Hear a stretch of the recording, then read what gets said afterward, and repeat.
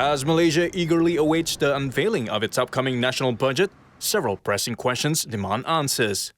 What policies will be introduced to spur growth and innovation? And how will the budget cater to the diverse needs of the people and regions, particularly in Sarawak? In this episode of Decimal Point, join us as we provide insights into the current budget's performance, share wish list, and discuss expectations for the forthcoming Malaysian National Budget 2024.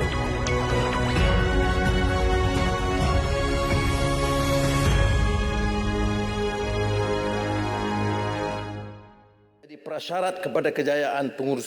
revised 2023 budget, unveiled by Finance Minister Dato Sri Anwar Ibrahim in February, allocated 388.1 billion ringgit, with 289.1 billion ringgit for operating expenses and 99 billion ringgit for development. Its goals were to boost economic growth, attract high-value investments, create jobs, and reduce income inequality. The government is also committed to reducing the national fiscal deficit to 3.2% by 2025. Sarawak has received a federal development allocation of 5.6 billion ringgit, which represents a 1 billion ringgit increase compared to previous year's allocation of 4.6 billion ringgit. The budget featured significant allocations, including Green Technology Financing Scheme or GTFS, which increased to 3 billion ringgit, extending until 2025.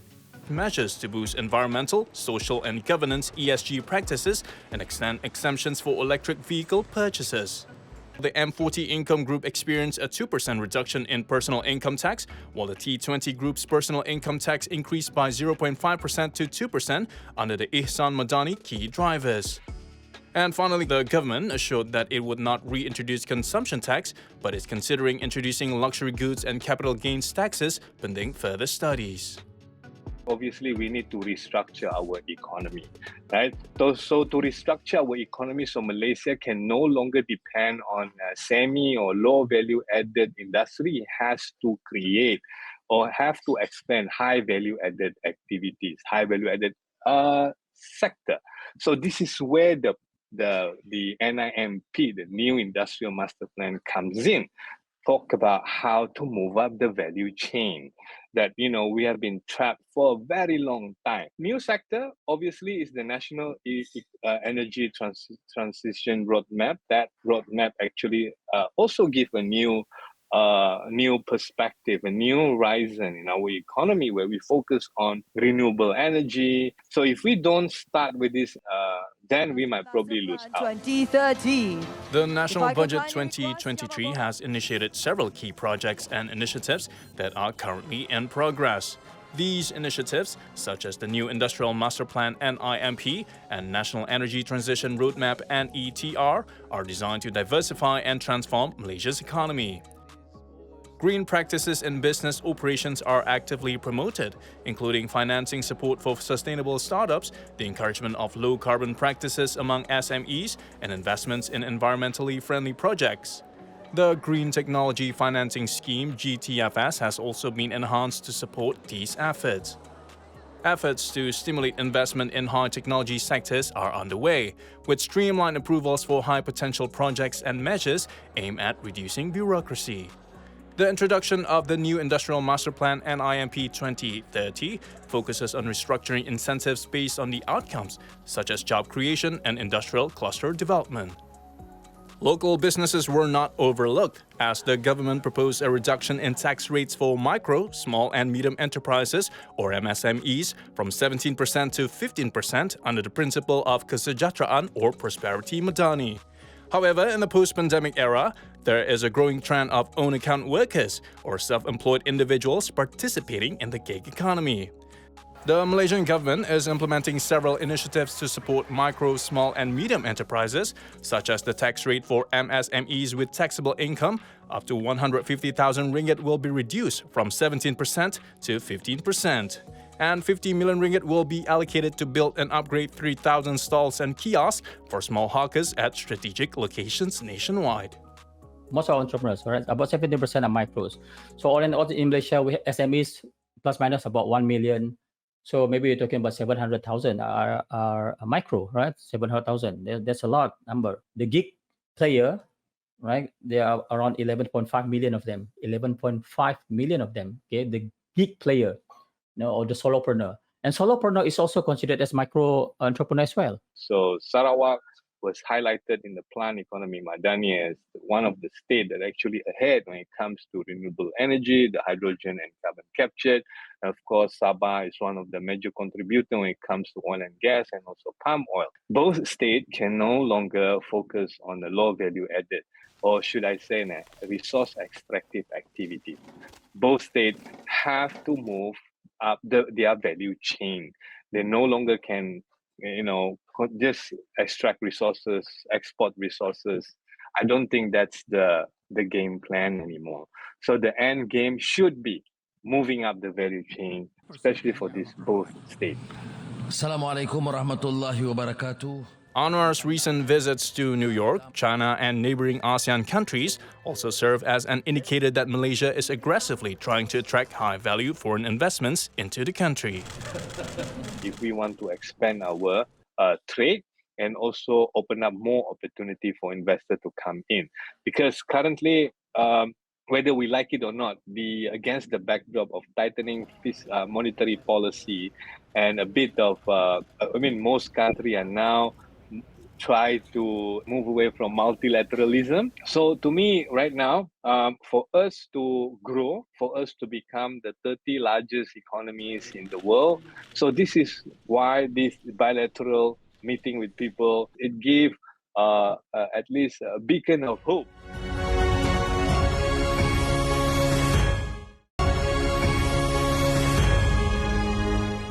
The Malaysian National Budget 2024 may allocate funds for various initiatives related to green technologies, environmental conservation, and sustainable development. Sarawak's budget would be influenced by the amount allocated by the federal government for these purposes.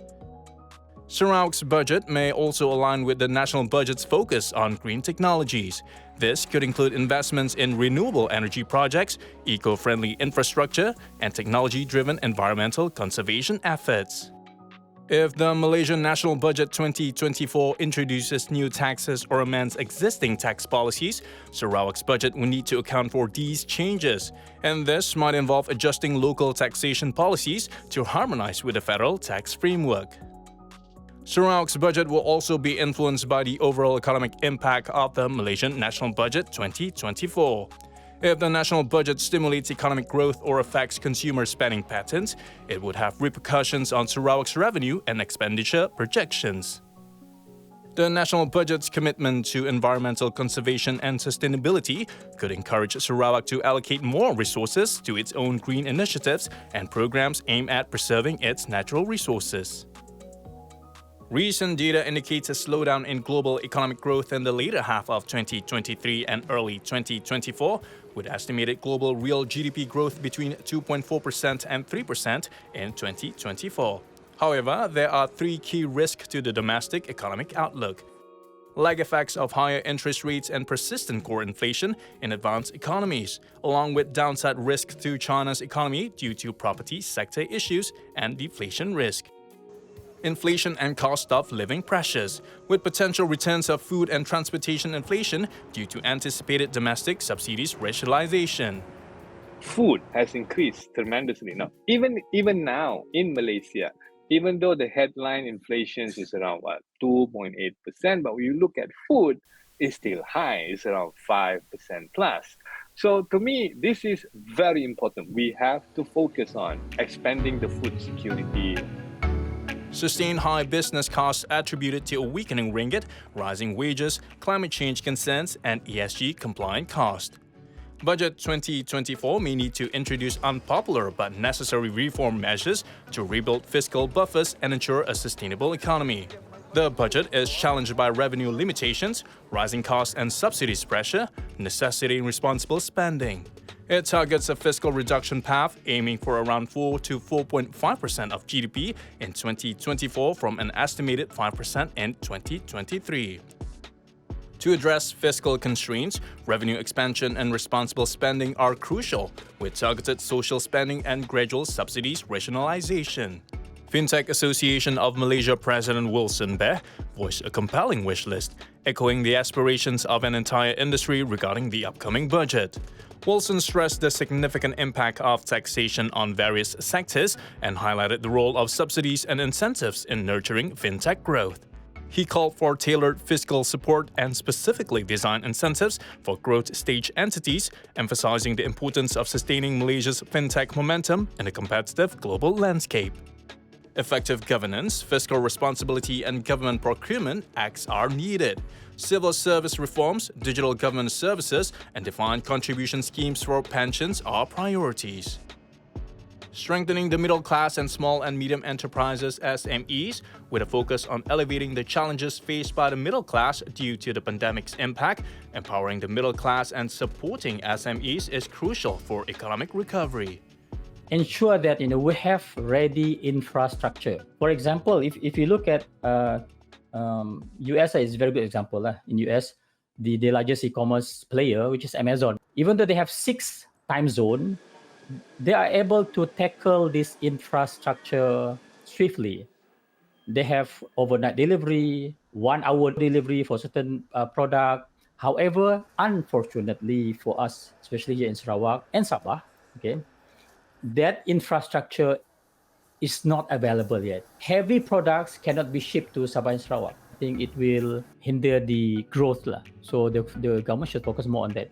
The federal government aims to boost domestic direct investment (DDI) as a key performance indicator to enhance the country's total investment. Subsidy reduction is a critical focus for Budget 2024 to address Malaysia's budget deficit. Petroleum subsidies, a significant concern, may be targeted more precisely, redirecting subsidies to specific groups instead of providing them universally. Development expenditure is expected to rely on borrowing, with new taxes or stricter enforcement of existing tax rules as painful alternatives to reduce borrowing. While there's no comprehensive tax system reform, the goods and service tax (GST) reintroduction is unlikely due to its perceived regressive nature. Expanding the sales and service tax or SST coverage is a possibility. New taxes under consideration include capital gains tax on unlisted company shares, luxury tax, tax on low-value goods, and a minimum tax of 15% as part of global minimum tax implementation. So this is where the budget 2024, which actually is critical and also crucial to kickstart, should I say, right? Because all these big plans set a new tone, how Malaysia want to achieve to a greater height in terms of its economy and other social aspect as well. So this budget 2024, I should say, is very important. And that's a wrap for Budget Insight. Stay tuned for more informative segments right here on TVS.